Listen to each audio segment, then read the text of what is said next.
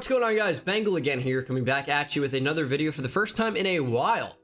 And as you can tell, or not tell, my voice is like 90% back. I was sick the past week plus. I'm gonna go on a rant in the next episode of Lions franchise, so be ready for that, I guess. But today we're gonna do a mock draft. It's been a while. I want to do these more regularly, and a lot has changed in terms of perception. Like Aidan Hutchinson being the new potential OT1, like Aidan Hutchinson maybe being new Edge 1, maybe no quarterbacks going top 10. As we get closer to the actual draft, and we're not even to the offseason yet, right? But as we get closer to the actual draft, perceptions and opinions will change, and that changes mock drafts, that changes the draft order. A lot of things are going to be up in the air between now and the end of the season, and then the end of the season through draft season into April, right? But let's go ahead and get it started.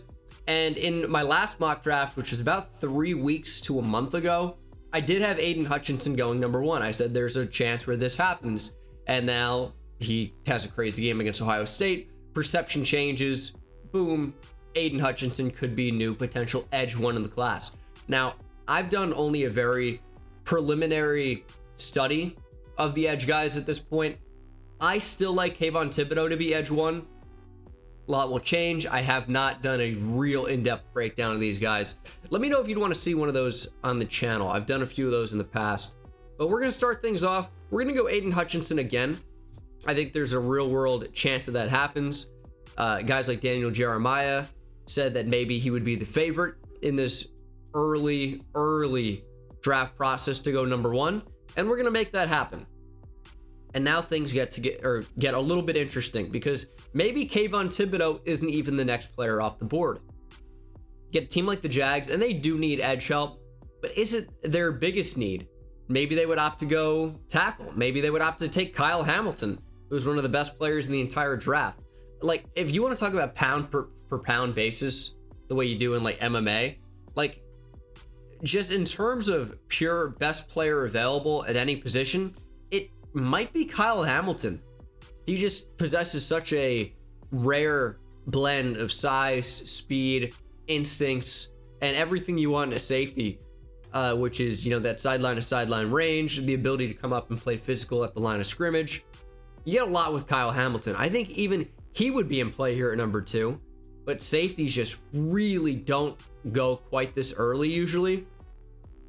So I think we're probably going to opt to go with, we're going to go with an edge rusher. We're going to go Kayvon Thibodeau. I know that's a long-winded way to just take Kayvon Thibodeau, but in most mock drafts that I've done, the Jaguars have not been at number 2.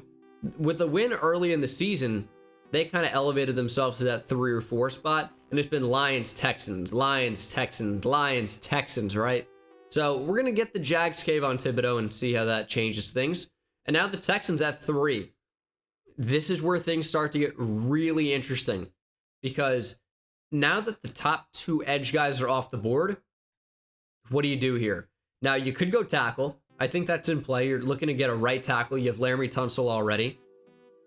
Maybe a quarterback doesn't go top 10, so I don't think we are pressured here to go with a quarterback. I think maybe I kind of want to go with Karlaftis here. I kind of want to go with George Karlaftis. Really good player. Really good player. Not as good of an athlete as these top 2 guys, but still is pretty good. Pretty flexible for his size as well. And has great hands. When you talk about placement, you talk about punching power, Karlaftis is at the top of the draft. And I think there's a real world chance that he does go in this top 5 range. I think he definitely goes top 15.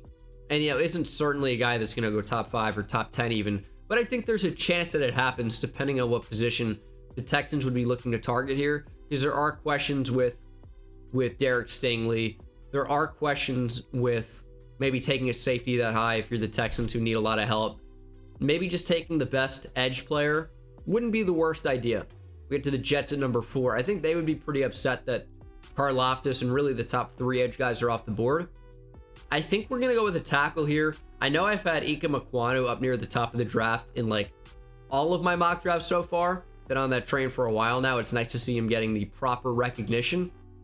I still think I would opt to go Evan Neal above him. Just a more prototypical tackle in terms of size. Great athleticism. Ekwonu's really good. Really like Ikem Ekwonu.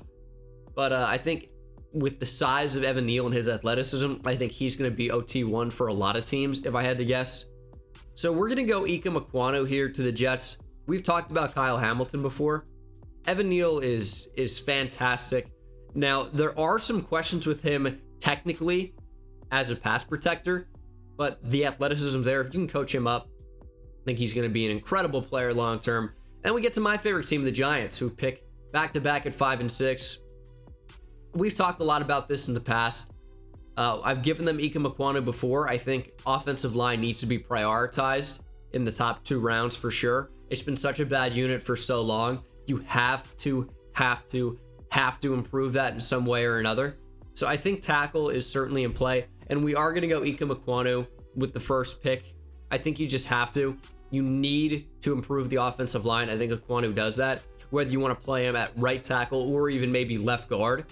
Played left guard last year at NC State, made the transition to left tackle this year, has been fantastic. But with that versatility, you get a lot of value with him. Even if you are maybe looking for a more prototypical tackle to play right tackle, you're going to leave Andrew Thomas at left tackle.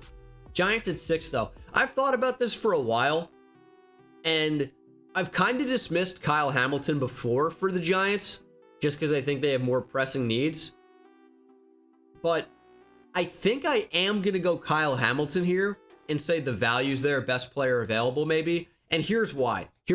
Now, I was totally not on the safety train because, oh, you have safety. You know, you have Logan Ryan, you have Jabril Peppers, you have, of course, Xavier McKinney, who's probably the best of the bunch right now, in my opinion. Logan Ryan has regressed this year. He has not played as well. And Jabril Peppers is a free agent. So if he doesn't want to return to the losing ways of the Giants, thinks he can do better elsewhere, and you need to improve on Logan Ryan, who's getting into his 30s now, you could take a safety.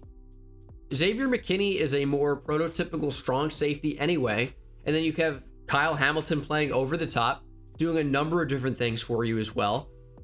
I think I can see not only the value, but the fit with the team. Now, I want an edge rusher. The top 3 edge rushers are off the board in this particular mock draft. I want a guard. Maybe a little bit too early for a guard. I get you have Ekwonu now. Can do a couple different things for you.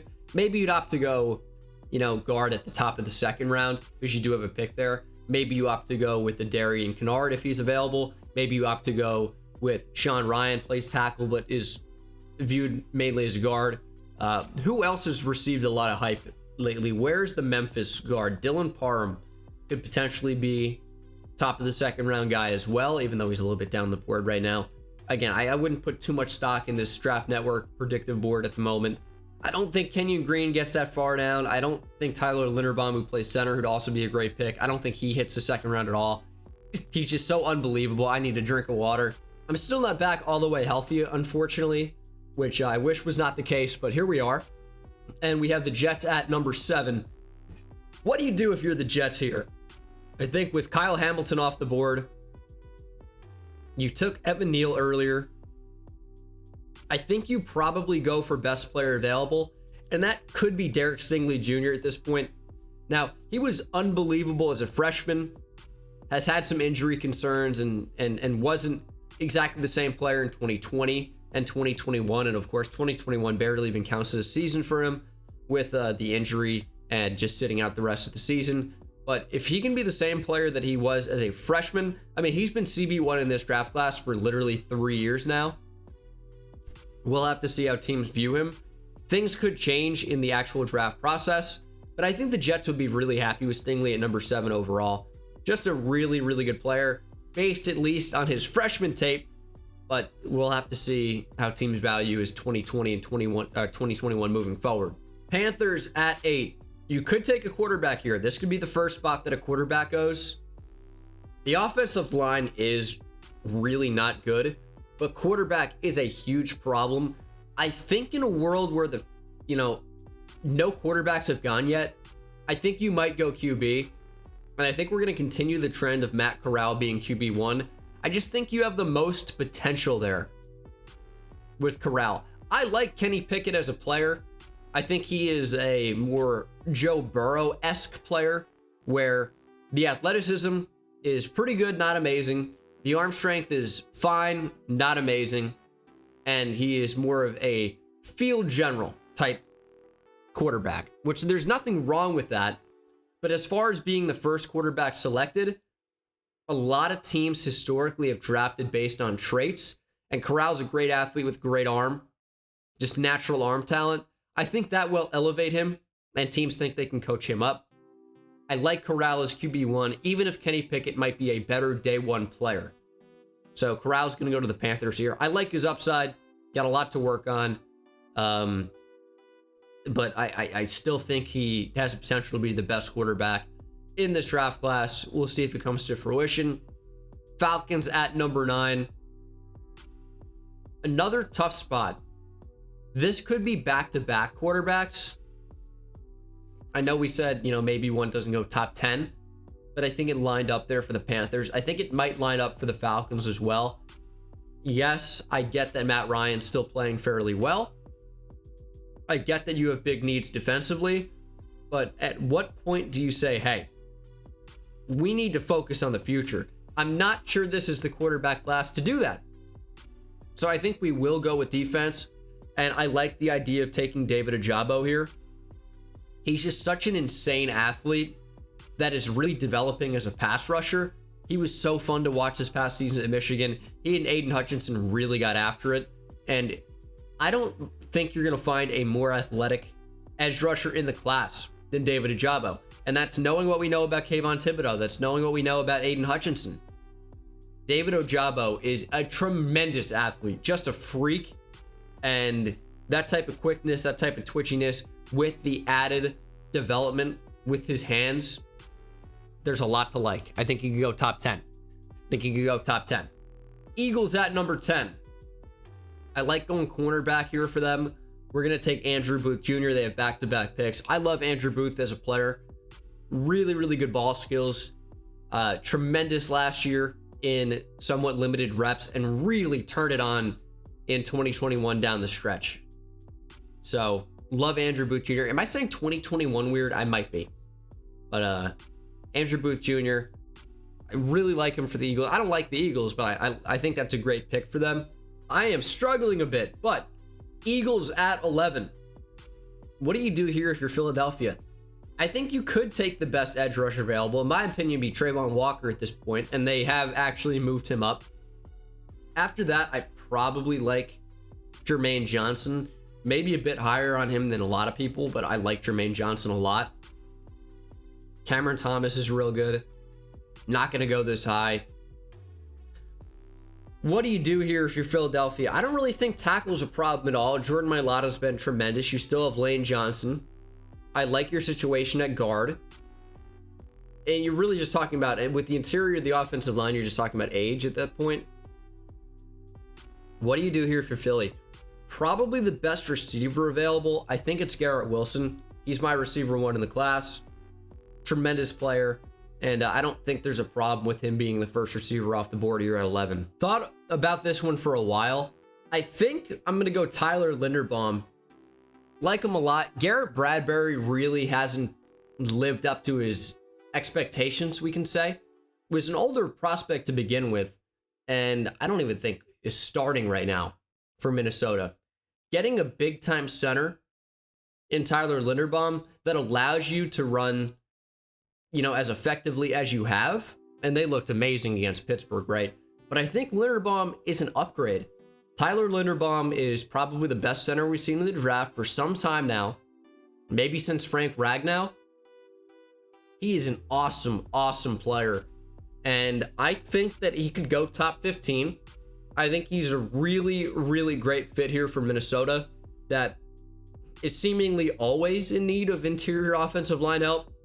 I remember the whole Dakota Dozier debacle. But Tyler Linderbaum, I think, would be a great pick for them. I don't think there's a chance you can go into the draft if you're New Orleans and be happy with your receiving core. Now, it doesn't mean they draft one in round 1, but we're going to. We're going to take Jameson Williams, mix it up. I've given them Chris Olave a lot, given them Olave probably 4 times in different mock drafts. I like Jameson Williams a ton. You talk about the best big play potential in the draft. It is Jameson Williams. Probably going to run as fast as any receiver and has the ball skills to match. Like, it's not just he's a fast guy. He is, I don't want to say big because he is a little bit slender, kind of like Devontae Williams, but he's decently tall. I think he's about 6'1" and can play vertically. But I mean, get the guy in space and it's game over. Guys just can't catch up to him. And I think he's a really good player to combine with Michael Thomas when he eventually comes back. And I think he can be a receiver 1 type player for you because of that big play potential. But at worst, with Michael Thomas, he is a huge, huge deep threat. And I think that works well with Jameis Winston when he's eventually back. Raiders at 14. I think this probably is a receiver as well. Back to back here. Their offensive line is not good. Like, we could go boring and go Kenyon Green, who's just really good, by the way. We could go Charles Cross to play right tackle.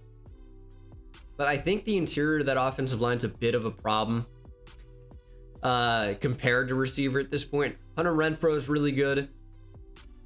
I like Bryan Edwards. Kenyon Green is just the best player available at a position of need, even if it's not like the sexy pick. The Steelers cannot go into 2022 without a quarterback. It's not Mason Rudolph. It's not going to be Big Ben. I'm going to take a QB here. Kenny Pickett's still available. We're just going to take him. Keep him in Pittsburgh. Great storyline. I've done this before, but it continues to make sense. Pittsburgh needs a QB. I think you're going to see them take one in round 1. I really do. Now, the Broncos also need a quarterback. But out of the remaining QBs, who do you really feel comfortable taking in round 1? Maybe Sam Howell or Desmond Ridder? I don't think Malik Willis anymore at this point. You know, we'll see how the Senior Bowl goes. I think that's going to be telling. Malik Willis could easily be a first-round guy, but he kind of tapered off in the second half of the year. I don't really feel great about taking a QB here, but it's just such a large position of need for Denver. I don't really think safety is so much. I like their safeties. I mean, I love Justin Simmons. I think Caden Stearns has played well. I'm not convinced you need offensive tackle. You know, right tackle may be a bit of a need, but I'm not sure it's a bigger need than QB at this point. So we are going to take a QB here. I don't love the options. I've done Carson Strong quite a bit. I'm going to go Desmond Ridder. I don't love his general accuracy. Ball placement remains a concern for him, but great size, good athlete, pretty big arm. There's something to work with there. So Desmond Ridder to Denver. I'm sure Broncos fans have heard that kind of description before as well, but Desmond Ridder, I think you're going to roll the dice and see if you can develop him. Bengals at 17. I mean, it's got to be O-line. I don't really find IDL to be a need. I like Larry Ogunjobi. DJ Reader's a beast. I think you have to go offensive line. I think the interior would be more of a focus for me. I don't love the options at this point. Charles Cross is still available. It's going to have to be. It's going to have to be Charles Cross. Not a bad thing. Really good player. Maybe about a top 10 player in the class. You're getting him at 17. You could play him at left tackle, slide Jonah Williams inside. I would like that. You could also just keep Jonah Williams at left tackle, play Charles Cross at right tackle. He'd be an upgrade. You got some options there. Browns at 18. I'd like a receiver here as well. And you do have some options. Olave, Burks, Dotson, London. All could be first round guys. I think I'd like them to take a receiver. And I think I've done the whole keep Chris Olave in state before. I like Olave. He's not really dropping here. I think top 20 is maybe a range we see him fall out of. I don't think that's insane to say. Drake London without injury could be a first round guy. Jahan Dotson's really, really good. I like Treylon Burks a lot. he's kind of like a bigger Deebo Samuel in a lot of ways. He's built like a running back, really thick, but like really, really fast and surprisingly fast as well. He is built like a tree. What do you do here if you are Cleveland? Am I overthinking this? Should I just go Chris Olave? I want to mix it up. We're going to go. I'm trying to see who would fit with the team, though. I think they have. I'm going to go Treylon Burks. I think they have a deep threat already. And not that he's amazing, but in Donovan Peoples-Jones, you have a deep threat there. I don't really think you need to take a Dotson or Olave. I think you take a Treylon Burks who can be an upgraded Jarvis Landry for you. Washington football team's tough. Another team I kind of want to go quarterback for. Receiver is kind of a need. Curtis Samuel's been injured, but you did pay him. You're getting him back next year. You still have Terry McLaurin. I like Diami Brown's potential. Would love to see him play more if you're WFT. But as a Giants fan, you keep him on the sidelines, that's fine. Cam Sims made a crazy catch, but he's not particularly good. I think he was a 5-star recruit to Alabama, but never really lived up to that hype there, if I'm recalling correctly. What do you take here? I think I'm going quarterback. We're kind of seeing a little bit of a run on him here. And do they take arguably the QB with the most potential? We're going to go Malik Willis. Keep him fairly local as well. I think Liberty is a Virginia school. So, not that Washington football team plays in Virginia, but it is fairly local. Buffalo at 20. This could be a receiver too. Like, I know you have Stephon Diggs. I know you have Cole Beasley, Emmanuel Sanders, Gabriel Davis. It seems like I just named 4. Why would you need him? Emmanuel Sanders, not long-term. Cole Beasley, slot, not long-term. Could take another one for sure. I think with Jordan Davis available, actually, we're going to go DeMarvin Leal. I think he's just going to be more impactful on a down-to-down basis, whereas Jordan Davis is really just a 20 to 25 snaps a game nose tackle. As we get to the Eagles at 21, could this be an edge rusher? I think it might be. I like this D-line class, by the way. I like Devontae Wyatt a lot. I like Fedarian Mathis a lot. I think Perion Winfrey's a really good athlete. You can see him developing really well. I think these are guys that could go, a lot higher than their projected TDN rank right now. And do they still not have the Iowa D tackle? Iowa State, excuse me. They still don't. I would say his name, but it's tough to pronounce. Yep, there it is. It is pronounced Eyomuch or Eyomuch Uwazurike. I know it doesn't seem like it would be Eyomuch or Eyomuch, but it is CH at the end, pronunciation wise. Let me see if I can find that. Yeah, Eyomuch Uwazurike. Good player. I don't know why he's not listed as a top IDL. Or not even top, but like he's not listed at all, which is surprising to me because he's pretty good. But he's not going to be a first round guy, probably, almost certainly. Eagles at 21. I think we're going edge. What do you take here? Who do you take? Because you have options. You can go with a more stand-up athletic guy like Drake Jackson. Not that Trayvon Walker isn't, by the way. He's a weird player. Really good, really versatile. He drops back into coverage at like 6'5", 270 at times. Very odd. Moves really well. Really good player. You know what? I probably talked myself into it. I like him a lot as a player. I could see him going at least top 25. Dolphins at 22. That great play from your rookies. I know Javon Holland just hit COVID reserve or whatever. So he'll be out for a little bit. Jalen Waddle's been fantastic. Shocker. Jermaine Johnson, just read that. Jalen Phillips has really turned it on of late. You could use help at both, though. Although the top linebackers are still on the board, and I like them. I like Devin Lloyd. I like Nakobe Dean. Wow, Darian Beavers moved up a lot. Still probably like Brandon Smith above him, even Chad Muma. But Darian Beavers moved up a ton. A ton. Chad Moom is a guy who super impressive for Wyoming. Made them worth watching. Let's see here.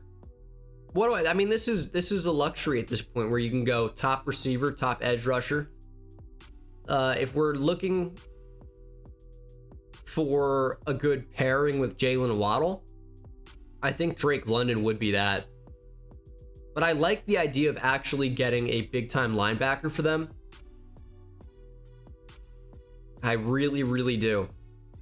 At this point, the top LB should be off the board. I'm going Devin Lloyd.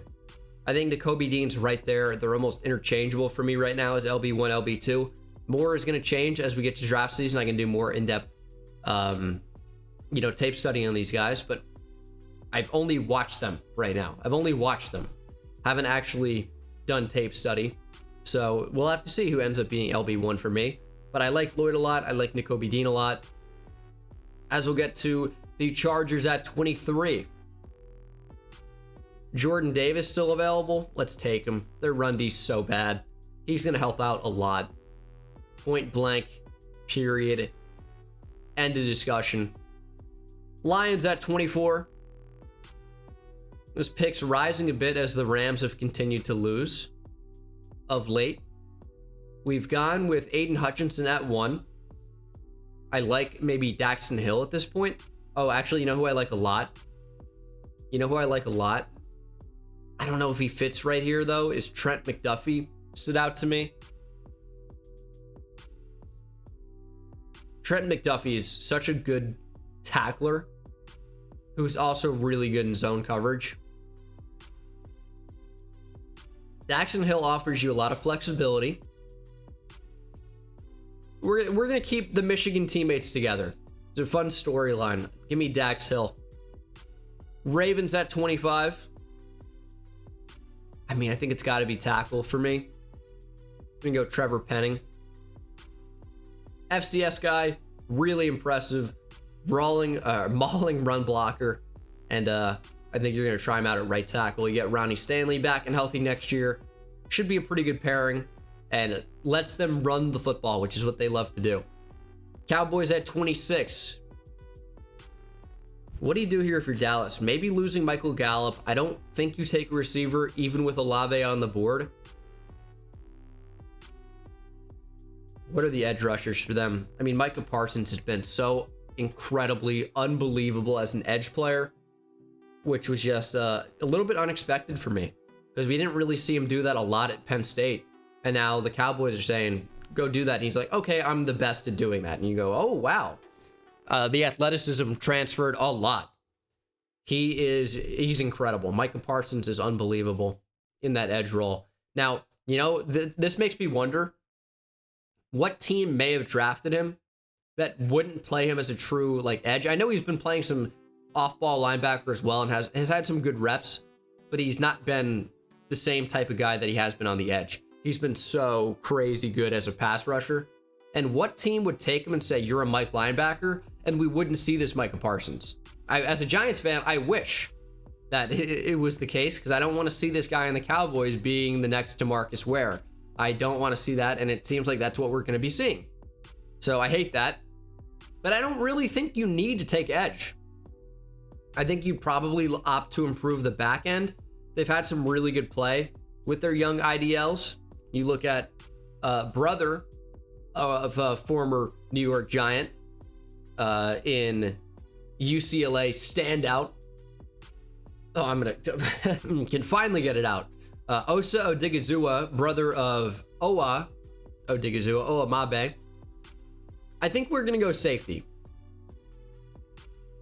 A corner's a need too, in my opinion. Maybe corner is a bigger need.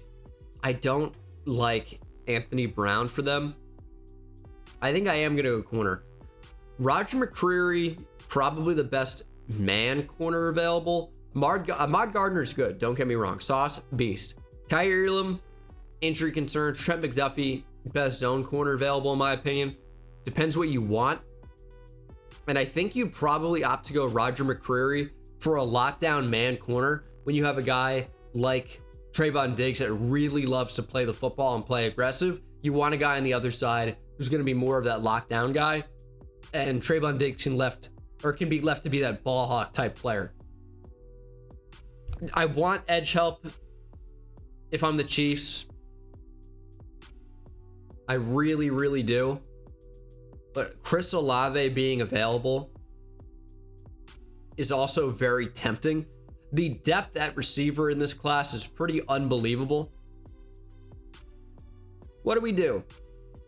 What do we do? I'd love to get pressure on the QB.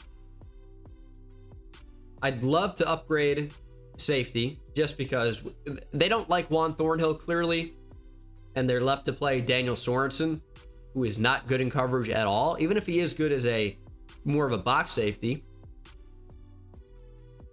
Pressure is so important. They need edge so badly. I'm gonna take, who do I like in this fit? Let's go JJ Enagbare. Let's take him. I don't necessarily like him as much as some of these other edge rushers, but there are a lot of people that do like him. And a lot of you complain when he doesn't go first round ever. He's going first round now. I'll give it to you. Packers at 28. They're playing a ragtag O-line right now, but I don't really think that's necessarily going to be the case for them going forward. You could opt to take a right tackle. I mean, maybe you take Daniel Faalele, true right tackle. Petit Frere has experience over on that side. Could take him. Could take him. I don't really think they need to take an edge rusher. I like Rashawn Gary. I like Za'Darius Smith. Preston Smith has started to really impress me when I've watched him. I don't really think you need to take edge. IDL is a bit of an issue. You obviously have one of the best nose tackles in football in Kenny Clark. Not a whole lot else. Problem. Big problem. I don't really think they need to take a quarterback. I like the idea of taking a receiver, but they just never do in round one. But I have to take Chris Olave at this point. I have to. He's such a good fit with the team, in my opinion. Maybe they would finally take a receiver round one. We're going with Nakobe Dean here for the Titans. It's just a really, really good fit, in my opinion. They've had some injuries at the position. I like Jayon Brown. I really do. But I think you need to take another linebacker at some point. Doesn't necessarily have to be round one, but a player like Nakobe Dean that can be a really good cover player works really well. You're getting Rashaan Evans back from injury at some point. You'd hope he just doesn't end his career. But getting Nakobe Dean, I think, would be pretty big for them. And then you have a tough call with the Bucs because they could really just take anything. We're going to go receiver in the event that you lose Chris Godwin. What receiver is closest to Chris Godwin in this class?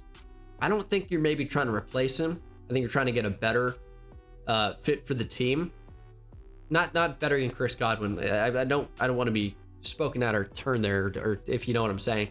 But like a good fit. You don't need to try and replace Chris Godwin with the exact same player, but you can get somebody that really fits the offense as well. I think that is Jahan Dotson as a deep threat. So we're gonna go with him. Patriots at 31. I like the idea of Drake London here. Just getting a huge big-bodied receiver. Didn't really work out the last time you tried to take one in N'Keal Harry, who's a great blocker, by the way. You didn't draft him in the first round to be a great blocker. I'm just saying. Cornerback, big need as well. Love JC Jackson. He might not end up being on the team next year or the year after, depending on what the Patriots want to do with his contract. So cornerback is a huge need. It really is.